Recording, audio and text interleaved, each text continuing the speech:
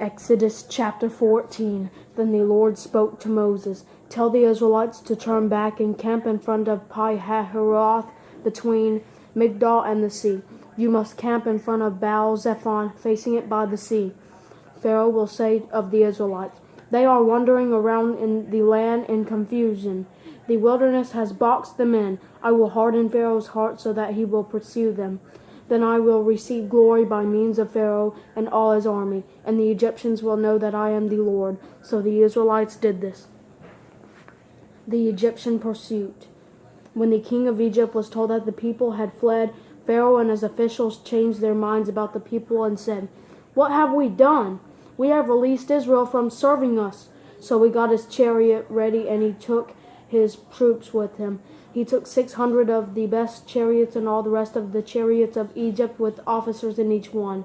The Lord hardened the heart of Pharaoh king of Egypt, and he pursued the Israelites who were going out triumphantly. The Egyptians, all Pharaoh's horses and chariots, his horsemen and his army, chased after them and caught up with them as they camped by the sea beside Pi-hahiroth in front of Baal-zephon. As Pharaoh approached, the Israelites looked up and saw the Egyptians coming after them. Then the Israelites were terrified and cried out to the Lord for help. They said to Moses, "Is it because there are no graves in Egypt that you took us to die in the wilderness? What have you done to us by bringing us out of Egypt? Isn't this what we told you in Egypt? Leave us alone so that we may serve the Egyptians? It would have been better for us to serve the Egyptians than to die in the wilderness."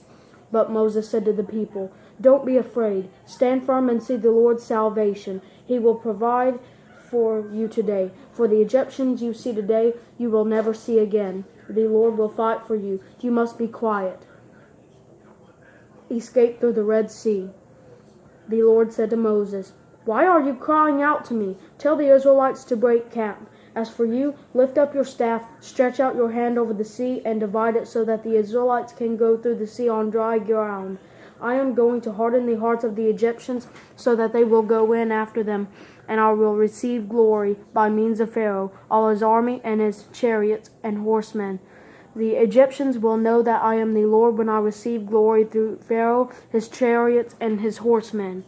Then the angel of God, who was going in front of the Israelite forces, moved and went behind them. The pillar of cloud moved from in front of them and stood behind them. It came between the Egyptian and Israelite forces. The cloud was there in the darkness, yet it lifted up the night. So neither group came near the other all night long. Then Moses stretched out his hand over the sea. The Lord drove the sea back with a powerful east wind all that night and turned the sea into dry land. So the waters were divided, and the Israelites went through the sea on dry ground, with the waters like a wall to them on their right and their left. The Egyptians set out in pursuit, all Pharaoh's horses, his chariots, and his horsemen, and went into the sea after them. Then during the morning watch, the Lord looked down on the Egyptian forces from the pillar of fire and cloud, and threw them into confusion. He caused their chariot wheels to swerve and made them drive with difficulty. "Let's get away from Israel," the Egyptians said, "because the Lord is fighting for them against Egypt." Then the Lord said to Moses, "Stretch out your hand over the sea so that the waters may come back on the Egyptians, on their chariots and horsemen." So Moses stretched out his hand over the sea, and at daybreak the sea returned to its normal depth. While the Egyptians were trying to escape from it, the Lord threw them into the sea. The waters came back and covered the chariots and horsemen, the entire army of Pharaoh that had gone after them into the sea. None of them survived. But the Israelites had walked through the sea on dry ground, with the waters like a wall to them on their right and their left. That day the Lord saved Israel from the power of the Egyptians, and Israel saw the Egyptians dead on the seashore. When Israel saw the great power that the Lord used against the Egyptians, the people feared the Lord and believed in him and in his servant Moses.